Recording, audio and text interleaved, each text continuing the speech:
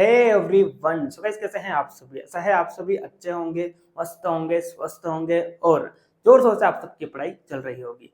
So guys आज के इस लेक्चर में हम आयुर्वेद का इतिहास जो कि संस्कृत के पेपर 2 का टॉपिक है, यानी कि संस्कृत के पेपर 2 के जो 20 एमसीक्यू है, तो ये सारे के सारे 20 एमसीक्यू कहाँ से पूछे जाएंगे? आयुर्वेद के इतिहास से पूछे जाएंगे। इसीलिए ये टॉपिक मोस्ट इम्पोर्टेंट हो जाता है। क्यों? क्योंकि संस्कृत के पेपर 2 के सारे 20 एमसीक्यू कहाँ से पूछे जाएंगे? आयुर्वेद के इतिहास से पूछे जाएंगे। यहाँ से थ्योरेटिकल क्वेश्चन नहीं पूछेगा, आयुर्वेद का इतिहास से सिर्फ और सिर्फ एमसीक्यू आएंगे और पेपर 2 के सारे 20 एमसीक्यू यहाँ से पूछे जाएंगे। ठीक है, और मैं गारंटी देता हूँ अगर आप आयुर्वेद के इतिहास के मेरे डिजाइन किए हुए नोट्स को पढ़ते हैं तो इन 20 एमसीक्यू में से 18 से 19 एमसीक्यू कहीं नहीं गए अगर आप सिर्फ और सिर्फ मेरे नोट्स को पढ़ते हैं तो। इतना कॉन्फिडेंस से मैं क्यों बोल पा रहा हूँ? इतना कॉन्फिडेंस से मैं इसलिए बोल पा रहा हूँ क्योंकि मैंने अलग अलग यूनिवर्सिटी के पिछले 4 से 5 साल के पेपर को एनालिसिस किया, टॉपिक वाइज मैंने एनालिसिस किया कि किस टॉपिक से कैसे क्वेश्चन पूछे जा रहे हैं और उसके बाद ही मैंने आपके लिए नोट्स को डिजाइन किया है। वैसे तो कई सारी बुक्स है, जैसे कि सबसे ज्यादा प्रचलित बुक जो है संस्कृत की, वो है संस्कृत सुधा।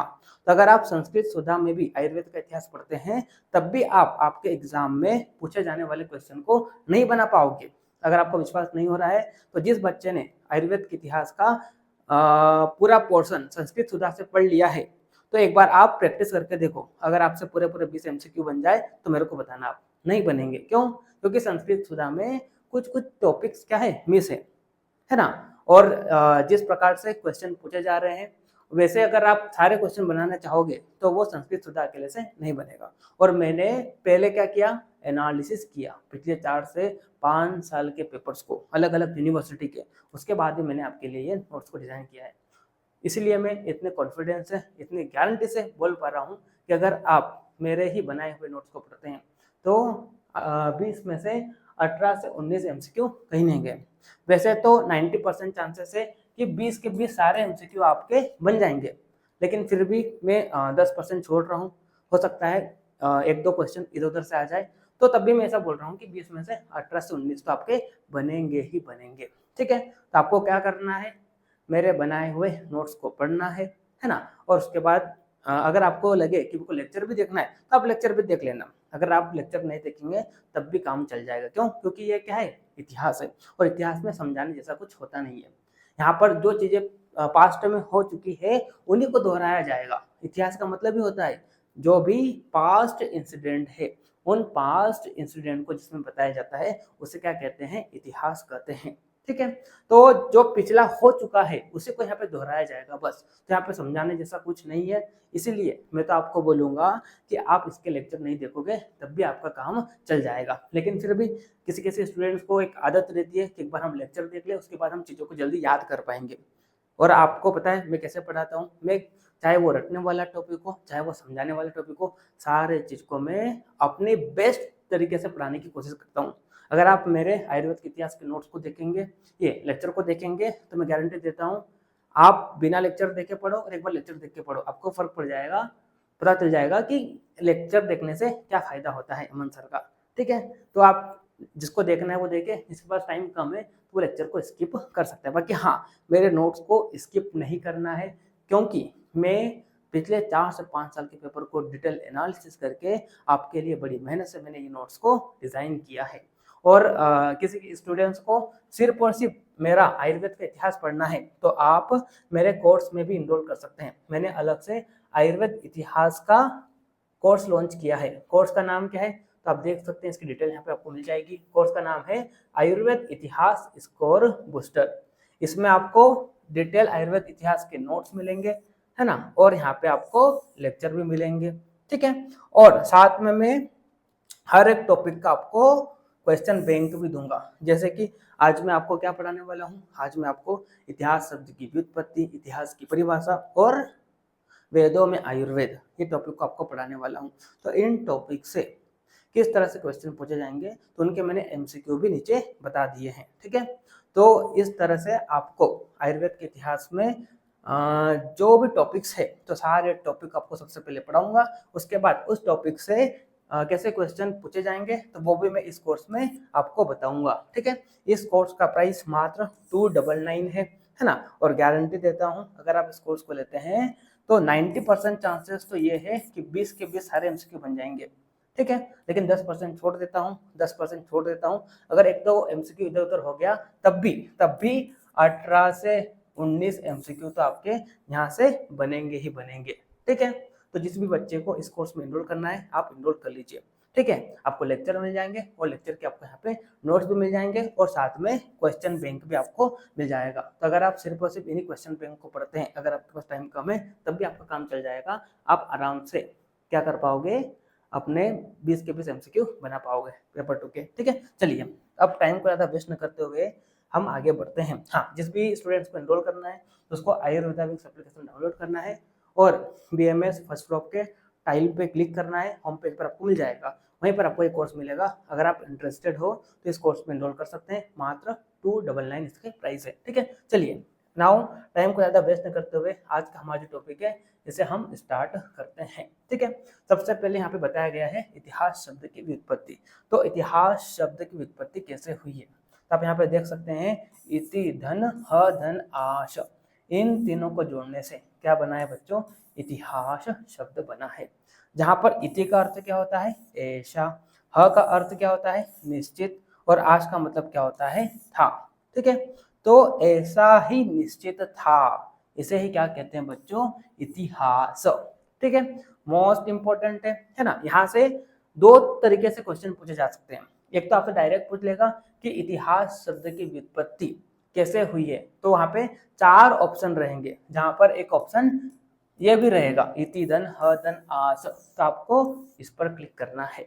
ठीक है, और एक क्वेश्चन यहाँ से इस तरह से पूछा जा सकता है कि इतिहास शब्द में इति का अर्थ क्या होता है, तो वहां पे 4 ऑप्शन रहेंगे, जिसमें से एक ऑप्शन ऐसा भी रहेगा, तो आपको इस पे टिक लगाना है। ठीक है, तो इस तरह से इस टॉपिक से 2 एमसीक्यू बन सकते हैं। एक तो डायरेक्ट आपसे पूछ लेगा कि इतिहास शब्द की व्युत्पत्ति कैसे हुई है, तो ये उसका आंसर हो जाएगा। और एक ऐसा पूछ सकता है कि इतिहास शब्द में आस जो शब्द है इसका क्या अर्थ है, तो इसका अर्थ क्या है, था। तो आपको एक ऑप्शन ये देखने को मिलेगा, इसको आपको टिक लगाना है। ठीक है, चलिए अब इतिहास की परिभाषा है ना। तो अगर हम अमर कोश के अनुसार देखें तो अमर कोश में इतिहास की परिभाषा क्या बताइए, तो आप देख सकते हैं यहाँ पे श्लोक दिया गया है, इतिहास पुरावृत्तम।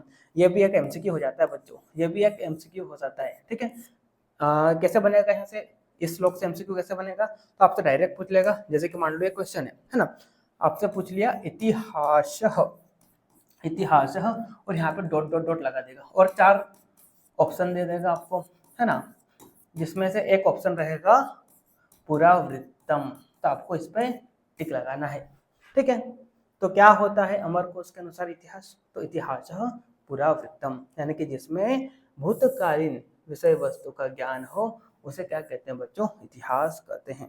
यानी कि जिस शास्त्र में जो भी पास्ट इंसिडेंट हो चुके हैं उनका वर्णन किया गया हो उसे क्या कहते हैं, इतिहास कहते हैं, अकॉर्डिंग टू अमर कोश। ठीक है, वही अगर हम महाभारत के अनुसार देखें, तो महाभारत में इतिहास की क्या परिभाषा बताइए, तो उसके लिए भी यहाँ पे श्लोक दिया गया है। यहाँ पे क्या बोला, धर्म अर्थ काम मोक्षाणाम उपदेशम अन्वितम पूर्ववृत्तम कथा युक्तम इतिहासम प्रचक्षते। तो यहाँ पे क्या बोला, जिसमें धर्म आदि से संबंधित उपदेश हो। धर्म आदि का मतलब यहाँ पर किससे लिया गया बच्चों, पुरुषार्थ से लिया गया है। आप सभी जानते हैं 4 पुरुषार्थ है, पहला है धर्म, दूसरा है अर्थ, तीसरा है काम और चौथा है मोक्ष। तो जिसमें इन 4 पुरुषार्थों का, धर्म अर्थ काम मोक्ष का उपदेश दिया गया हो और जिसमें पूर्व वृत्तांत एवं कथादि का समावेश हो, वही क्या है बच्चों, इतिहास है।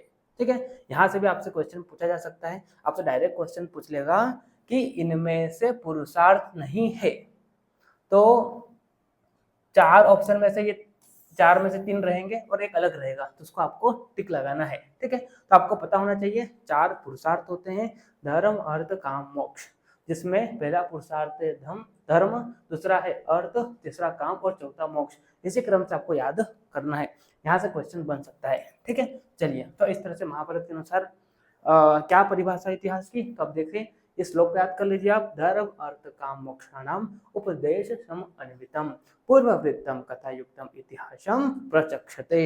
ठीक है, चलिए फिर आगे बढ़ते हैं। इतिहास के पर्याय है ना, आपको पता होना चाहिए इतिहास को और क्या क्या बोला जा सकता है। तो इतिहास को पुरावृत्तम गाथा भी कहा गया है, इतिहास भी कहा गया है, प्राचीन आख्यान भी कहा गया है, ऐतिहासिक साक्ष्य भी कहा गया है, पुराण भी कहा गया है, इतिवृत्त भी कहा गया और पुरावृत्त भी कहा गया है। तो ये सारे क्या है बच्चों, इतिहास शब्द के पर्याय है। ठीक है, चलिए फिर आगे बढ़ते हैं।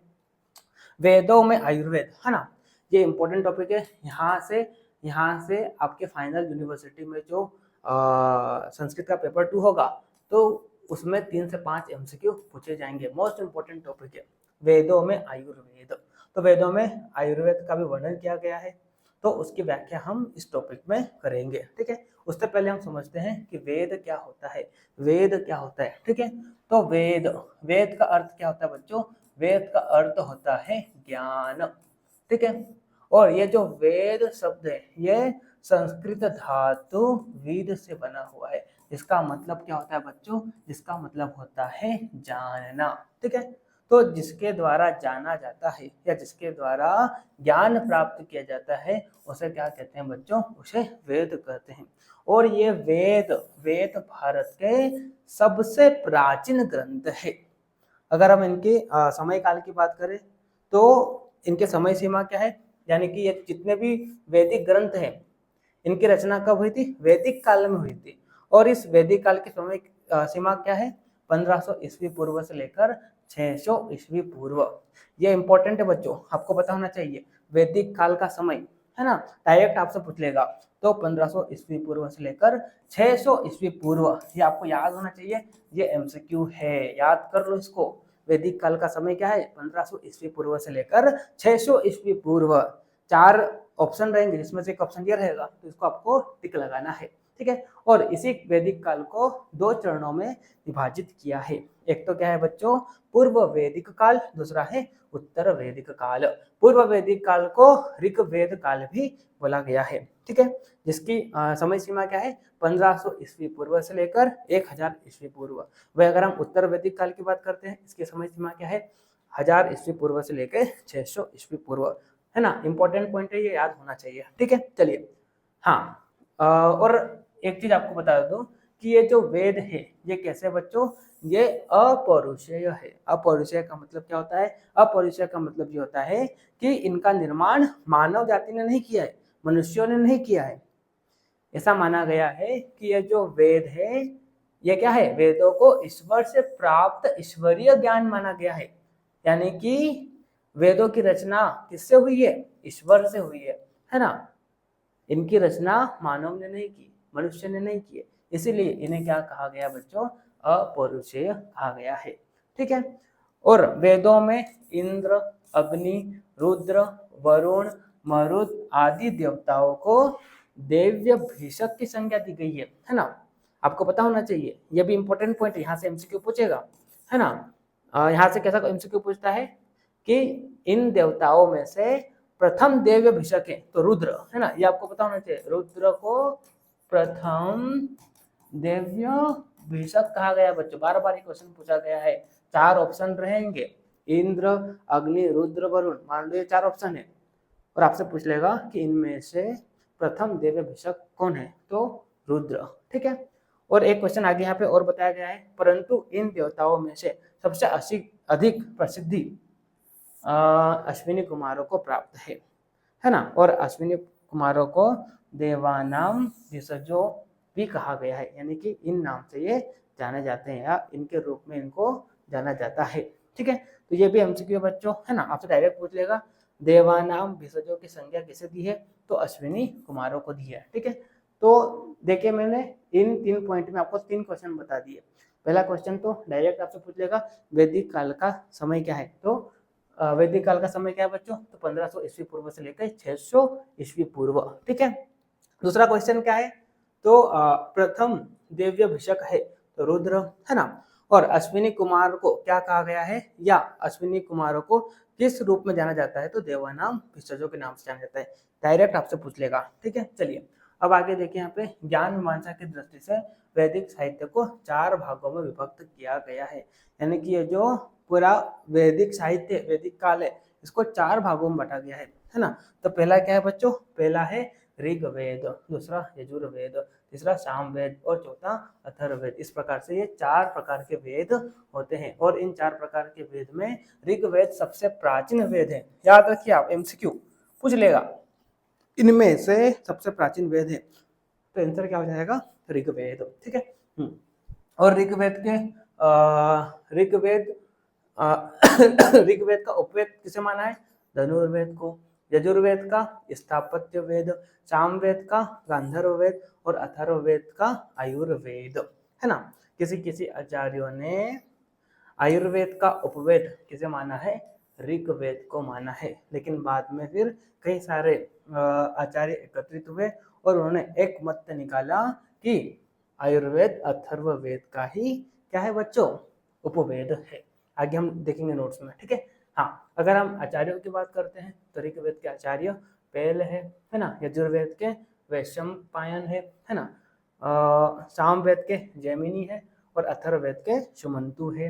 वही अगर हम देवताओं की बात करें तो ऋग्वेद के देवता अग्निदेव है, यजुर्वेद के वायु, सामवेद के आदित्य यानी कि सूर्य देवता और अथर्ववेद के सोम, ठीक है। तो ये पता होना चाहिए, है ना। 4 कॉलम आपको याद कर लेना है, यहाँ से भी एमसीक्यू पूछे जा सकते हैं, ठीक है। चलिए अब देखिए यहाँ पे आगे क्या बोला, वेदों के उपवेदों के संदर्भ में विद्वानों के एक मत नहीं है। कुछ विद्वान ऋग्वेद का उपवेद आयुर्वेद को स्वीकार करते हैं, परंतु आयुर्वेद के आचार्य जिसकी बात करते हैं, महर्षि चरक हो गया, आचार्य सुश्रुत, वाग्भट, भाव मिश्र ने अपने ग्रंथों में आयुर्वेद को अथर्ववेद का उपवेद स्वीकार किया है, अथर्ववेद को उपवेद स्वीकार किया है ना। यानी कि कहने का मतलब यहाँ पर यह है कि इन वेदों के उपवेदों को लेकर विद्वानों का एक मत नहीं है। कुछ विद्वान आयुर्वेद का उपवेद किसे बताते हैं, कुछ विद्वान ऋग्वेद का उपवेद किसे बताते हैं, आयुर्वेद को बताते हैं, ठीक है। यानी कि कुछ विद्वानों ने ऋग्वेद का उपवेद किसे माना है, आयुर्वेद को माना है, ठीक है। और कुछ विद्वानों ने अथर्ववेद का उपवेद आयुर्वेद को माना है। बाद में फिर क्या हो बच्चों, बाद में एक मत निकाला गया, देखिए यहाँ पे, है ना। अपने ग्रंथों में आयुर्वेद को अथर्ववेद का उपवेद स्वीकार किया, अतः अथर्ववेद का उपवेद मानने में विद्वानों ने एक मत की स्थापना की, जिससे निश्चित रूप से कहा जाता है कि अथर्ववेद के उपवेद के रूप में आयुर्वेद का विकास हुआ है, ठीक है। तो ये आपको पता होना चाहिए कि आयुर्वेद किसका उपवेद है, तो अथर्ववेद का है। हालांकि कुछ आचार्यों ने आयुर्वेद जो है आयुर्वेद को किसका उपवेद बताया है, ऋग्वेद को बताया है, ठीक है। चलिए, लेकिन अगर आप मान लो एमसीक्यू पूछता है कि आयुर्वेद किसका उपवेद है, जहाँ पे अगर मान लो 4 एमसीक्यू मिल जाए, ऋग्वेद, यजुर्वेद, सामवेद और अथर्ववेद, तो आपको किसको टिक लगाना है बच्चों, अथर्ववेद को लगाना है, ठीक है। हालांकि ऐसा क्वेश्चन नहीं पूछेगा जहाँ पर कंट्रोवर्सी हो, ठीक है। चलिए अब हम देखते हैं ऋग्वेद, है ना। तो ऋग्वेद को बुक ऑफ मंत्रास भी कहा गया है और ऋग्वेद सबसे प्राचीन वेद है और सबसे महत्वपूर्ण वेद है, जिसमें 1028 सूक्त है, जिनको 10 मंडल यानी कि 10 पुस्तकों में बांटा गया है।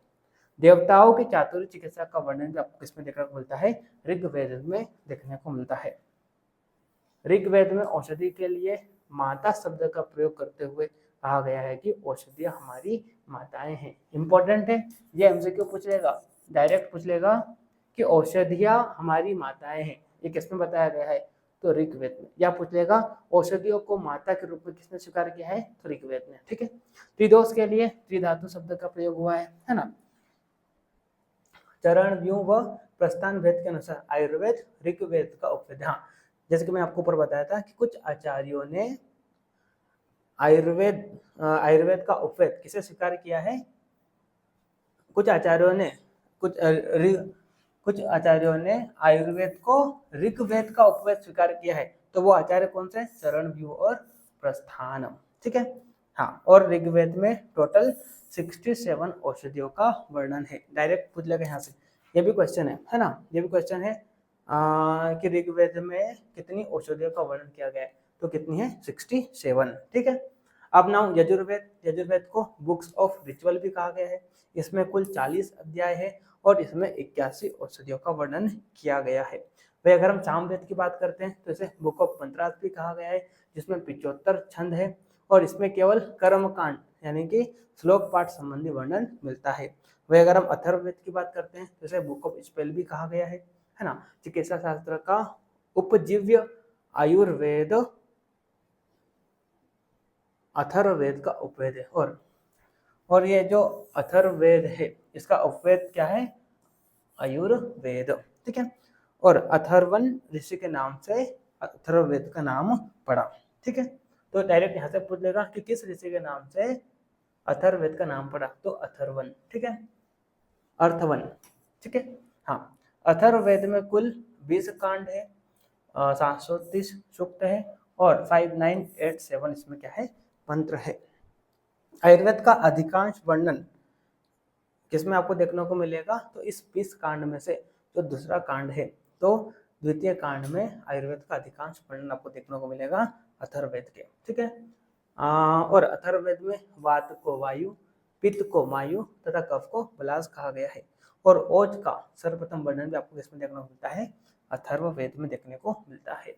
वनस्पतियों, हाँ, और वनस्पतियों का मूल समुद्र को बोला है ना, पृथ्वी को माता और अंतरिक्ष को पिता बोला है, किसमें, अथर्ववेद में। ठीक है। चलिए फिर आगे बढ़ते हैं। हाँ, और ये जितने भी वेद है तो प्रत्येक वेद को 4 भागों या 4 खंडों में विभाजित किया गया है, जिसमें से पहला भाग क्या है बच्चों, संहिता। और इस संहिता में देवी देवताओं को समर्पित पवित्र भजनों का वर्णन किया गया है। वही अगर हम ब्राह्मण ग्रंथ की बात करते हैं तो ब्राह्मण ग्रंथ में यज्ञ अनुष्ठानों की व्याख्या करने वाले ग्रंथ है ना। ब्राह्मण ग्रंथ क्या है बच्चों, तो ब्राह्मण ग्रंथ में यज्ञ अनुष्ठानों की व्याख्या का वर्णन किया गया है। वहीं अगर हम आरण्यक की बात करते हैं तो आरण्यक क्या है, आरण्यक क्या है, तो अनुष्ठानिक पूजा और दार्शनिक चिंतन के बीच सेतु का काम करते हैं, यानी कि अनुष्ठानिक पूजा और दार्शनिक चिंतन का वर्णन आरण्यक में मिलता है ना। और आध्यात्मिक अंतर्दृष्टि के लिए ब्राह्मणों को उपनिषदों से जोड़ने वाला क्या है, आरण्यक है। ठीक है। वह अगर हम उपनिषद की बात करते हैं तो उपनिषद दार्शनिक ग्रंथ है जो वास्तविकता, आत्मा और परम सत्य को का अन्वेषण करते हैं। ठीक है। तो इस प्रकार से जितने वेद उनको 4 भागों में विभाजित किया गया है। ठीक है। पहला संहिता, दूसरा है ब्राह्मण ग्रंथ, तीसरा है आरण्यक और चौथा उपनिषद। ठीक है। बस ये 4 नाम आपको पता होना चाहिए। ठीक। चलिए फिर वेदांग कितने होते हैं, तो टोटल 6 वेदांग है। ये भी हमसे क्यों बच्चों डायरेक्ट क्वेश्चन पूछ लेगा कि वेदांग कितने हैं, है ना। 4 ऑप्शन रहेंगे, इसमें से एक ऑप्शन रहेगा 6, तो 6 पे आपको टिक लगाना है। क्या नाम है, पहला शिक्षा, दूसरा व्याकरण, तीसरा ज्योतिष, चौथा कल्प, पांचवा निरुक्त और छठा क्या है, छंद। ठीक है। चलिए फिर आगे बढ़ते हैं। वेदों में औषध की संख्या, हाँ, तो ऋग्वेद में 67, यजुर्वेद में 81, अथर्ववेद में 289, उपनिषद में 31 और ब्राह्मण ग्रंथ में 129। ठीक है। ये इंपॉर्टेंट है, ये आपको पता होना चाहिए, एमसीक्यू पूछा जा सकता है यहाँ से। ठीक। चलिए फिर आगे बढ़ते हैं।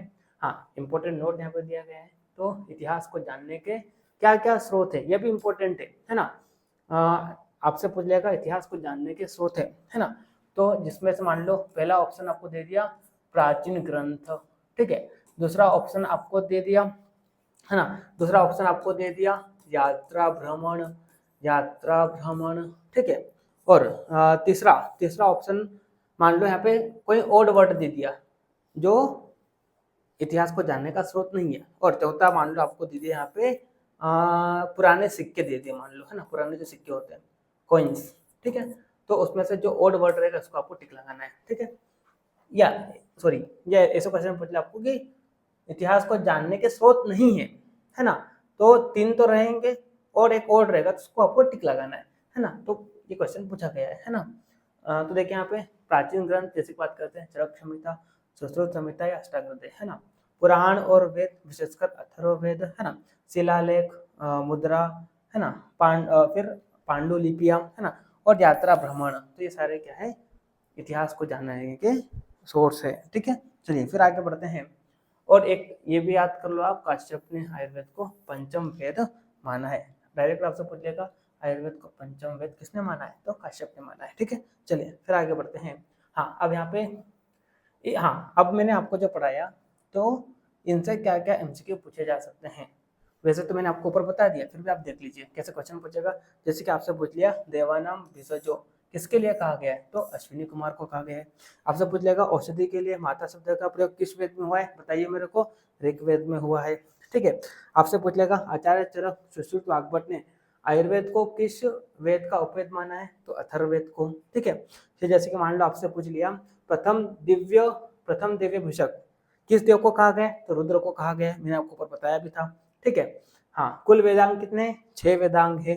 ठीक है, इतिहास शब्द में इति का अर्थ क्या होता है, तो इति का अर्थ क्या होता है, ऐसा ही होता है। ठीक है, और चतुर्विध पुरुषार्थ नहीं है ना, धर्म अर्थ और मोक्ष ये तो पुरुषार्थ है, दान नहीं है।